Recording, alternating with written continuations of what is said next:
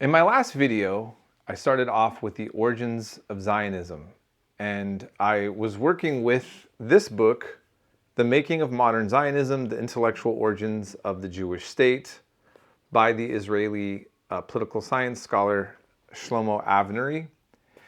And I mentioned that political Zionism comes from the 19th century.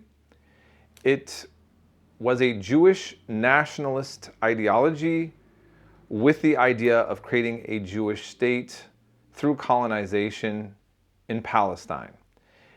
And I covered various aspects of that in the first video, again, mainly referring to this text, which I will also be making a reference to. For today, for this video, I'm going to be focusing on the most important Zionist thinker, important in terms of contributing to the concept of Zionism, and that's Theodor Herzl, H-E-R-Z-L. He was born in 1860 and died in 1904. He was born in Budapest, but he grew up in Vienna. He was a journalist and a playwright, a very intellectual and well-educated man. But what's interesting about Herzl, who is so important to the development of modern political Zionism, no matter what a person thinks about Herzl, no matter who has written about him, everybody agrees that he had no Jewish education, that there's no writings that come from him, or there seems to be no evidence that he understood anything about Judaism. And yet, what's always brought up, he's going to spend most of his life advocating on behalf of Jewish people, but in a non-religious way. And that's very interesting and significant. He was the founder of the World Zionist Organization. Now, before I go into more details about him, I want to mention, okay, so we're learning that he was not a religious man, and he was secular, he was modern. What would lead him to want to go into an ideology that at the time seemed very unrealistic? Remember, Israel does not get formed until 1948. The majority of the population of Palestine are Arab people in the Ottoman Empire. And so, what leads, what's going to get him to do this? Well, okay, there is a very historically significant event called the Dreyfus Affair. And the Dreyfus Affair happened in France in 1894 to 1906. I won't go into a lot of details of this, but here's what's important about it. Herzl was a foreign correspondent in Paris, and he was covering this political event for the Neue Freie Presse. And what happened is there was an artillery captain in the French army, that's Alfred Dreyfus, and he was accused of basically being a traitor to France and giving information to Germans. Now later, he's going to be proven that he was innocent, but at the time, it wasn't clear. And this was a very contentious debate that many French people were having. What was significant to Herzl, and what's important about this event to the story of Zionism in the history of the Israel-Palestine conflict, is that Herzl knew that France was supposed to be the most tolerant towards Jews. And he saw it as the most progressive, in simple modern terms. But people were shouting death to the Jew and death to Jews, mobs, angry, because this man was Jewish. Now, even if he would have been proven to be guilty, and later he was exonerated, he was innocent, but even if he would have been guilty, there was nothing pointing to his Jewishness having anything to do with the crime that he was accused of doing. So it was pure racism, pure anti-Semitism. And this really just has this crushing effect on Herzl in a way that is going to trigger him into just giving up on Europe being a place that Jews can live in, that any place in Europe. So that's why the Dreyfus Affair is so important. According to Shlomo Avnery, there were other instances before this that he was taking note of the treatment of Jews, but this is the one that just really sends him over the edge and is going to make him be such a strong advocate for Zionism. And by the way, for those who are interested in this book, it's covered in chapter 9, which I'm getting a lot of this information from in this book. Okay. In any case, what Avnery points out is that Herzl was not an original thinker. If you look at the texts, the chapters, in this book covered before chapter 9, Avnery points out other thinkers, other movements of Jews that were thinking about creating a Jewish state or settlement through colonization in various places, sometimes even Palestine. But basically having ideas that Herzl is going to almost mention as if it was something that he came up with, but in fact, he's really just rehashing similar ideas. Okay, actually, just to say, so there was a man named Moses Hess. He was a contemporary of Karl Marx. He wrote a book called Rome and Jerusalem, The Last Nationalist Question. He wrote this in 1862. And here we see at the beginning, Herzl later looks at this book and he says, quote, "Everything we tried is already there in this book, exclamation mark." But of course, he's talking about it as if he had no exposure to Moses Hess and they came up to similar ideas. Maybe that's the case, or who knows. But the bottom line is there were already people like Moses Hess bringing up these questions of a Jewish state for Jewish people. But now, what Avnery points out, and to quote him on page 94, he says that Herzl was the first one to achieve a breakthrough for Zionism in the Jewish and world opinion. So in other words, a lot of these other characters were obscure, fringe, not really getting any traction. And Herzl, he's not somebody that is backed up by a lot of money. What's really kind of mind-blowing about him is that he's simply this kind of middle-class journalist, playwright, who is going to try his best to make contact with wealthy Jewish men to see if they'll donate money, billionaires, a class, right? He's going to go to the Pope. He's going to try to talk to the Pope, Emperor Wilhelm II, the Sultan of the Ottoman Empire, an Archduke. He's going to go out of his way to literally make contact with some of the most powerful people within the world to try to get them to support or back his idea.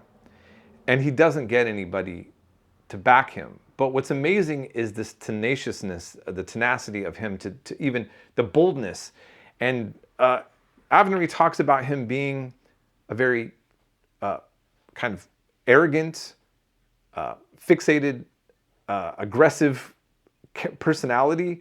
One would have to imagine that for him to be so bold as to attempt to talk to elites to get them interested, that would make sense, right? So he never saw the results, the manifestation of his ideas come into being while he was alive. This is similar to Karl Marx, right? Karl Marx had an idea of communism. He didn't see any attempt at communism in his lifetime, like on the scale of the Soviet Union. He's not going to see a Jewish state form, but he spent his life advocating this.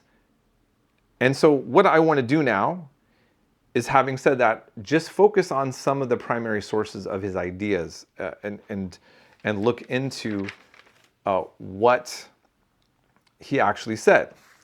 Okay, so let's start with the Jewish state. So in 1896, he writes a manifesto called The Jewish State. and this is a manifesto for the creation for Zionism. Now, I'm going to read from this primary source that's in the Palestine and the Arab-Israeli Conflict, A History with Documents, 4th edition by Charles D. Smith. And that's where we're going to get this. And so I'm just going to read a little bit from this. So on page 53, from the Jewish State, so Herzl says, no one can deny the gravity of the Jewish situation.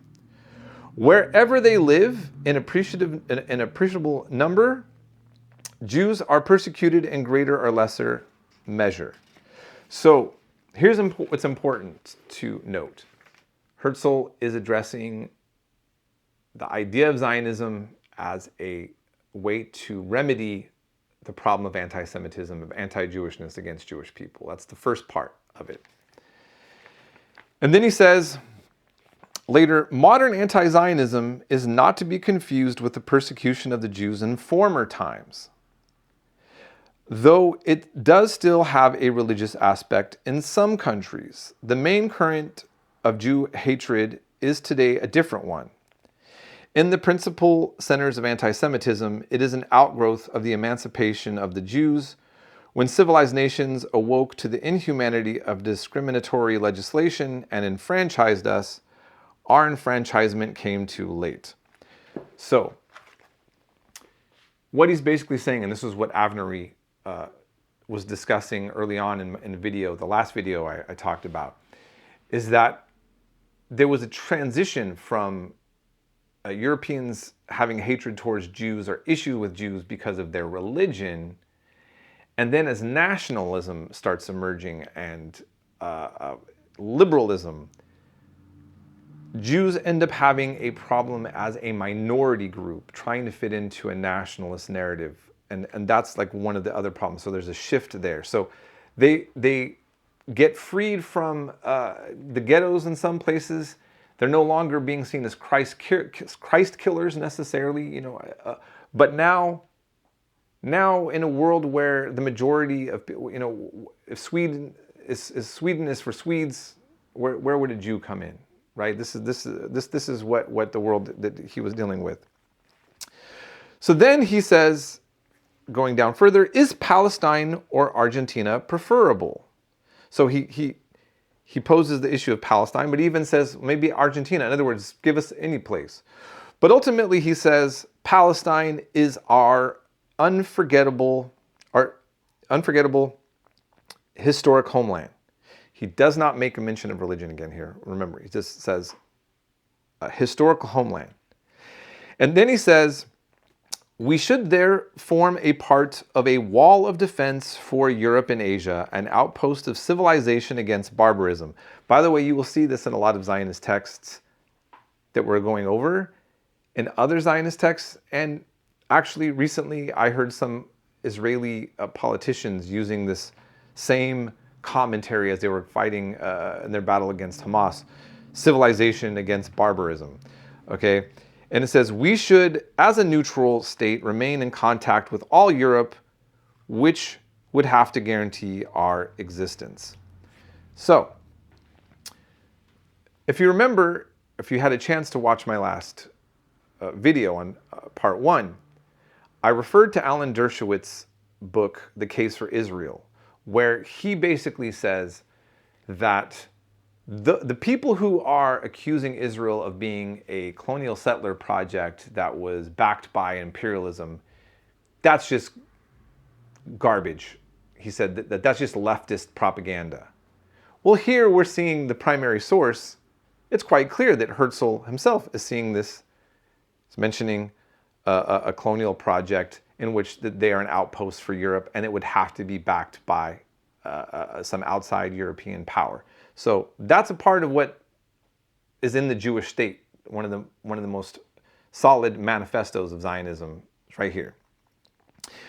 And just to drive this home, in 1898, in the same text, there is a speech that he gives, Who Fears the State? And the mentioning here of this is addressing a German Jewish audience for over 1,000 in Berlin. And he was challenging those who doubted the likelihood of Zionist success in creating a state.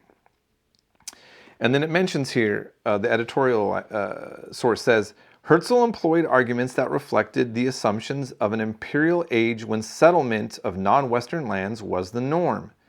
Zionism was emulating Britain and Germany in creating a colony. The audience to whom he addressed his remarks opposed Palestine as the Jewish homeland. So, I am now just going to read from this section a short portion of his speech that Herzl is making to an audience. Since I am speaking to you as a foreigner, because he was not a German citizen, keep in mind, I am not permitted to go into the very delicate areas of your views of citizenship. But then I'm going to go down a bit. He says, don't you know what a colonial age we are living in? As a consequence of overpopulation and of the resultant ever more acute social question, many nations are endeavoring to found overseas colonies in order to channel the flow of immigration there. This is the policy which England has been pursuing for decades, and which has been regarded as exemplary by many nations. I believe that Germany, too, has taken steps to become a greater Germany, since it has looked across the seas and has striven to found colonies everywhere. I think that, Mr. Klausner, we will find places suited for settlement in the territory of Palestine. And there is a Palestine. It is located on the Mediterranean. Both speakers seem to recoil from the word state. Well, what is a state? A big colony. What is a colony? A small state. Mankind seems never to have seen anything terrible in that. Look upon this movement as one which is committed to the general welfare, which wishes to serve the poor, is a problem basically to no one, and can bring a measure of relief to all mankind. A very noble set of statements, but of course we know, those of us now who study the legacy of colonization and know the context of what he's saying in the world, what a colonial age we are living in. This is the other side of Herzl. This is the other side of the Zionist argument. So yes, it's addressing the plight of Jews being discriminated against as a minority.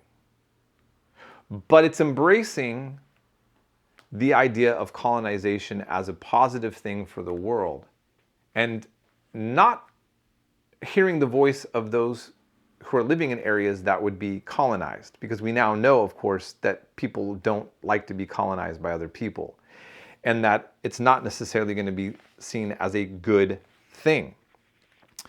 But what's interesting, and I will address this a little bit more, Herzl wrote a book called a novella, a short novel called Old New Land.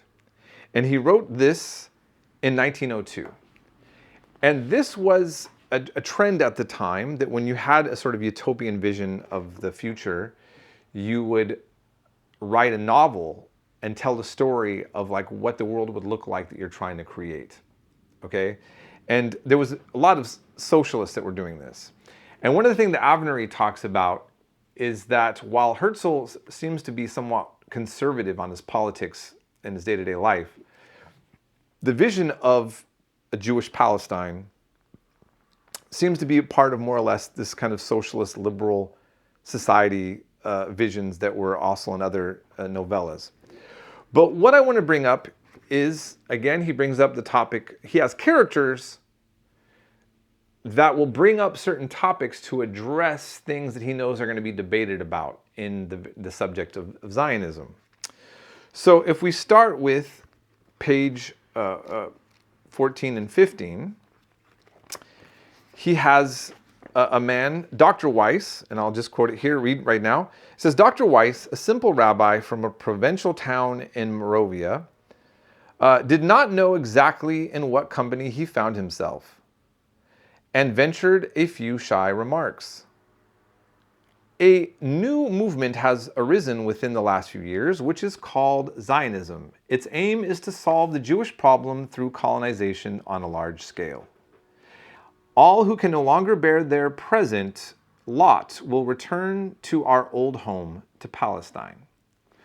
So here again, this is the two-pronged thing that I want to address when we're talking about Zionism. One, to address the problem, the suffering of Jews, but two, it is a colonization project in Palestine. So how would that affect the local population? Did Herzl ever want to address that? Interestingly enough, in his little novella, he has a character who was created called Rashid Bey. And he is a token Palestinian Arab representing somebody that can be talked to and inquire how Rashid Bey thinks about this project. And so here we see in part of the story, here on page 68, a handsome man of 35 was standing beside a wrought iron gate as they drove by. He wore dark European clothing and a red fez. His salute to them was the Oriental gesture which signifies lifting and kissing the dust. David called to him in Arabic, and Rashid replied in German with a slight northern accent, "Wish you much joy of your guests." King's Court stared. "Who's the little Muslim?" he asked. "He studied in Berlin," replied David laughingly. "His father was among the first to understand the beneficent character of the Jewish immigration and enriched himself because he kept pace with our economic progress. Rashid himself is a member of our new society." Oh, look at that. Now, we go to 121. This is going to come up again. And then it says here, we have a character who wants to talk to Rashid Bey about this a little bit more. He says, "One question, Rashid Bey," interrupted King's Court. "These gentlemen will pardon me, but you are much too modest.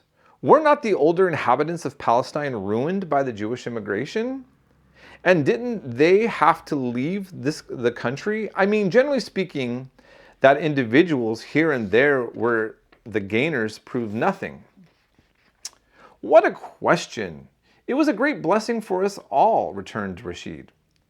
"Naturally, the landowners gained most because they were able to sell to the Jewish society at high prices, or to wait for still higher ones. I, for my part, sold my land to our new society because it was to my advantage to sell." And then it goes further down here on page 123. He says, "But I wanted to ask you, my dear Bey, how the former inhabitants fared, those who had nothing, the numerous Muslim Arabs." "Your question answers itself, Mr. King's Court," replied Rashid. "Those who had nothing stood to lose nothing and could only gain. And they did gain. Opportunities to work, means of livelihood, prosperity. Nothing could have been more wretched than an Arab village at the end of the 19th century. The peasants' clay hovels were unfit for stables. The children lay naked and neglected in the streets and grew up like dumb beasts. Now everything is different. They benefited from the progressive measures of the new society whether they wanted to or not, whether they joined it or not. When the swamps were drained and the canals built and the eucalyptus trees planted to drain and cure the marshy soil, the natives who naturally were already fit in were the first to be employed and were paid well for their work." Oh, look at this. Palestinians are going to have a great time. That was his vision that he lays out here in the Old New Land. And there's more to this, but this is an important point to see. But the reality is that Herzl knew, just like Jabotinsky, who I'm going to be focusing on in my next video, the father of the far right. Everybody who was a Zionist, it was clear that they understood that there was people there, and they had to address the fact that there was a population and where they would fit into Zionism, because after all, it was the age of colonialism, as he said, and of course, it was supposed to be good for the whole entire world, as Herzl was saying. Well, interestingly enough, I'm going to pull out another quote from a diary of Herzl in The War for Palestine, Rewriting the History of 1948, edited by Eugene L. Rogan and the Israeli historian Avi Schleim. And in here, Benny Morris, also an Israeli historian, he points out that many of the Zionists knew that in order for the state to be created, they would have to get rid of much of the population to make space to create a Jewish state. But it was understood saying that out loud had some problematic implications. We're going to see the father of the far right in Israel of revisionist Zionism is not going to have a problem with this. I already read a portion from his Iron Wall, which I'll revisit again in the next video when I cover him. But this is what Benny Morris points out is in the diary from Herzl on the 12th of June, 1895. And he says, "We must expropriate gently. We shall try to spirit the penniless population across the border by procuring employment for it in the transit countries while denying it any employment in our country. Both the process of expropriation and the removal of the poor must be carried out discreetly and circumspectly." So then, that was Herzl. So keep in mind, his Rashid Bey story is a lie. It's propaganda. He understood that the poor Arab population, those poor he just talked about, we just read from, were going to have to be moved. And Benny Morris simply says right here, he says, "Given that the vast majority of Palestine's Arabs at the turn of the century were poor, Herzl can only have meant some form of massive transfer. But he realized that discretion and circumspection must accompany any such enterprise." And so it's clear that while Zionism, again, it's meant to be a liberation for the Jewish people,